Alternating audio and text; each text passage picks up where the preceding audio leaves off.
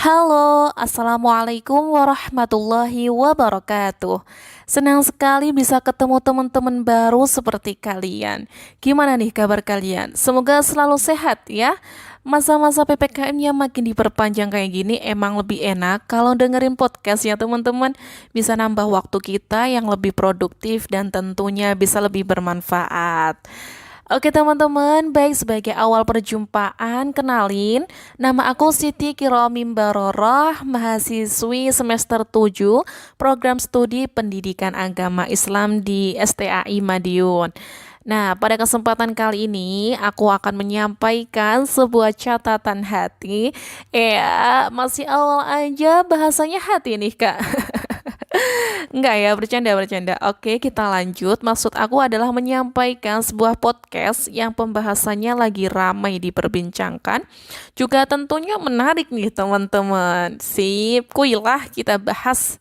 Nah, teman-teman tahu nggak sih jargon kesetaraan gender sering dikemukakan oleh para aktivis sosial, kaum perempuan, dan politikus di Indonesia, bahkan sampai selebgram di tanah air gitu.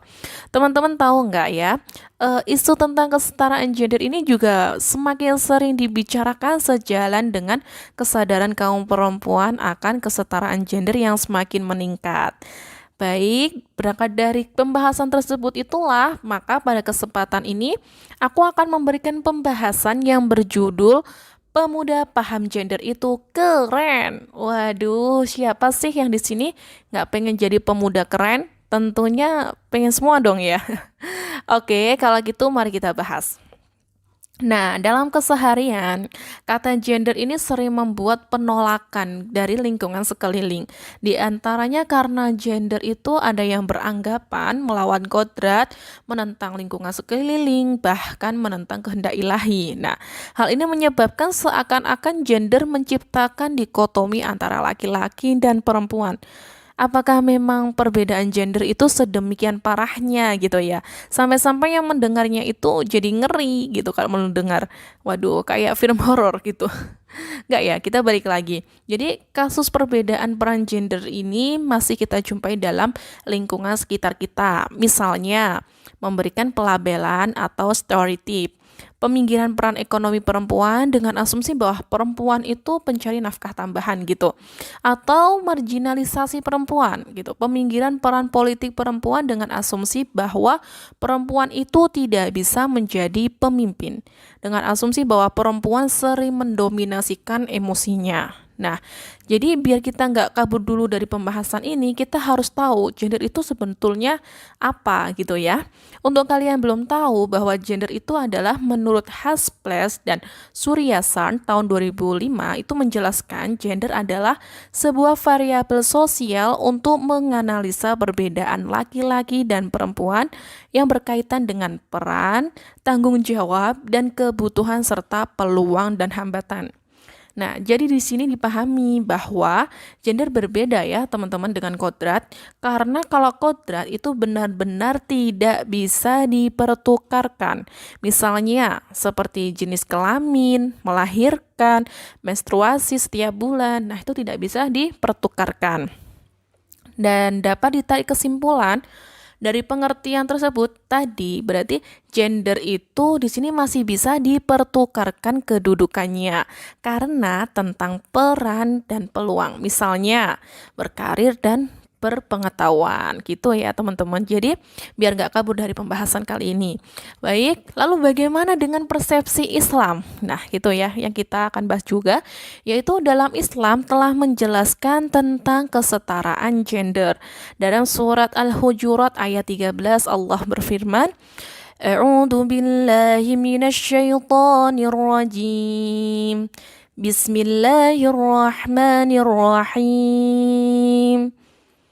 يا أيها الناس إنا خلقناكم من ذكر وأنثى وجعلناكم شعوبا وقبائل لتعارفوا إن أكرمكم عند الله أتقاكم إن الله عليم خبير, yang artinya Wahai manusia, sungguh kami telah menciptakan kamu dari seorang laki-laki dan seorang perempuan. Kemudian kami jadikan kamu berbangsa-bangsa, bersuku-suku agar kamu saling mengenal.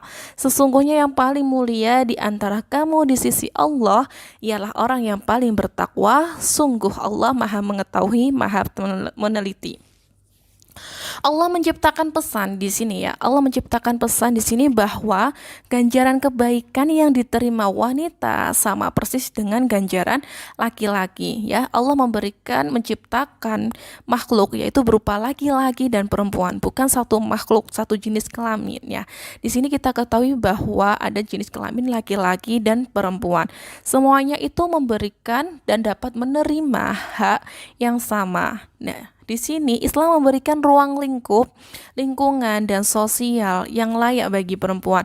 Namun dengan beberapa catatan, yaitu yang memang harus dipertimbangkan demi kemaslahatan bersama. Perempuan mendapatkan kebebasan jadi ya untuk ikut andil dalam menjalankan perputaran roda ekonomi. Kita ketahui bahwa Sayyidah Siti Khadijah, istri Rasulullah semasa hidupnya merupakan saudagar yang kaya raya. Hal ini menunjukkan bahwa bagaimana Islam memberikan kebebasan wanita mengatur ekonominya. Nah, Islam juga memberikan ruang gerak wanita untuk berpartisipasi dalam ruang publik. Teman-teman juga pasti sudah tahu ya dengan Sayyidah Siti Aisyah yang pasti juga sudah trending topik ya di lingkungan anak-anak milenial karena kisah romantisnya dengan Rasulullah yang merupakan seorang perawi hadis yang terkenal.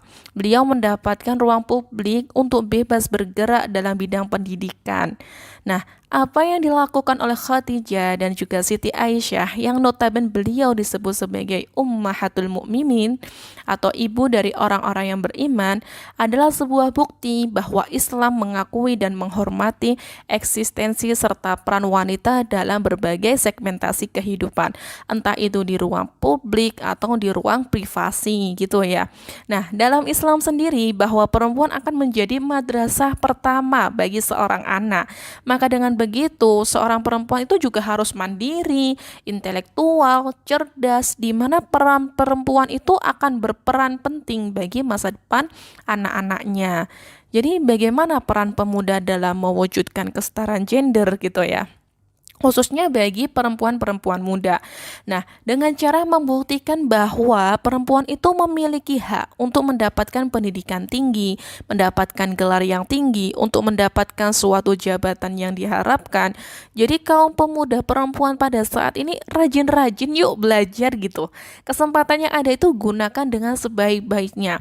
Lebih baik mencari pengalaman, misalnya seperti melakukan kegiatan relawan, part-time, atau mengikuti suatu kegiatan yang akan meningkatkan value dalam diri kita ya, nilai tambah dalam diri kita gitu. Kayak aku nih misalnya sebagai kaum mahasiswa juga mau belajar untuk mengajar les tambahan gitu. Maksudnya biar apa? Nanti sebagai output mahasiswa setidaknya nggak plonga-plongo. Kalau bahasa Jawanya gitu ya teman-teman.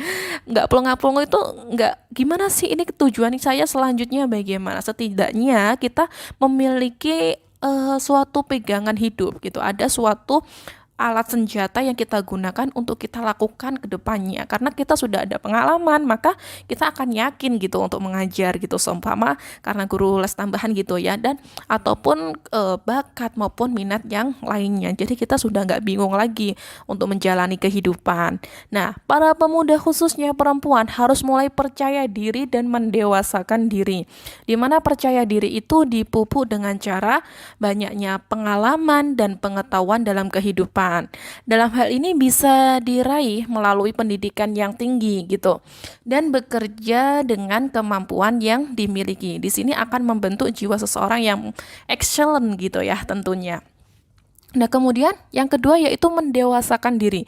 Tentunya kita tahu bahwa umur dalam lingkungan kita itu sebagai acuan juga gitu. Orang yang dianggap sudah dewasa itu lebih bisa diterima gitu kan pembahasannya atau informasi yang kita berikan. Nah, membentuk pemikiran yang jauh maju ke depannya dengan berwawasan yang lebih luas itu suatu hal untuk mendewasakan diri juga gitu. Dimana sikap yang mendewasakan diri akan membantu kita sebagai seorang pemuda meluruskan pemahaman yang masih abu-abu gitu di masyarakat. Dan karena intelektual, kita seorang menjadi percaya diri akan mendorong seorang akan mulai menghormati dan mau menerima informasi yang kita berikan. Karena perempuan itu tidak harus memilih, ya, karena perempuan memiliki hak untuk mereka lakukan kedua hal tersebut, baik itu berkarir ataupun berkarya ataupun menjadi seorang ibu rumah tangga. Itulah hak perempuan, tidak harus memilih karena mereka memiliki kedua hak tersebut. Jadi kesimpulan kali ini yaitu seorang pemuda akan lebih keren. Nah, keren itu kan identik dengan good looking, ya kan? Dimana perempuan itu enak dipandang gitu kan, enak dipandang. Kemudian perempuan-perempuan muda, tentunya khususnya untuk pemuda semuanya gitu ya, dimana mereka enak dipandang, seakan-akan orang yang melihat itu, wah, Masya Allah gitu, ada positif vibe dalam dirinya yang mampu memberikan aura positif di lingkungan sekitar mereka. Nah, para pemuda yang seperti itulah sudah saatnya untuk mencintai dirinya dengan menunjukkan kepercayaan yang ada dalam dirinya melalui proses mendewasakan diri. Dengan begitu akan menciptakan perempuan-perempuan yang cerdas, intelektual, dan mandiri.